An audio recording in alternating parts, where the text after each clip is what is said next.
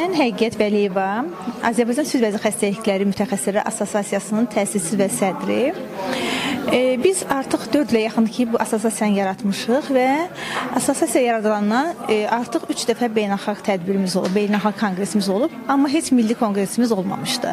Biz düşündük ki, hər dəfə xaricdən qonaqlar dəvət edirik, bizim öz milli spikerlərimizə az yer veririk. Bir dəfə bütün bunların hamısını yığıb, heç xarici spiker olmadan, yalnız öz milli spikerlərimizlə bir tədbiri başlanğıcını qoyaq və beləcə bizim birinci milli Azərbaycan Süd vəzi xəstəlikləri konqresi meydana gəldi və çox da sevinirik ki, nə yaxşı ki etmişik, çox yüksək səviyyədə qarşılandı. Həm həkimlərimiz tərəfindən, həm dövlət qurumları tərəfindən böyük maraq doğurdu. O qədər sayı çox iştirakçılar, zal dolu. Yəni oturmağa insanlar hətta deyir ki, yer tapmasaq da dinləyək. Yəni bu bizi çox sevindirir ki, bu Azərbaycan səhiyyəsində, süd vəzi xəstəliklər sahəsində bir irəliləyişə səbəb olacaqdır.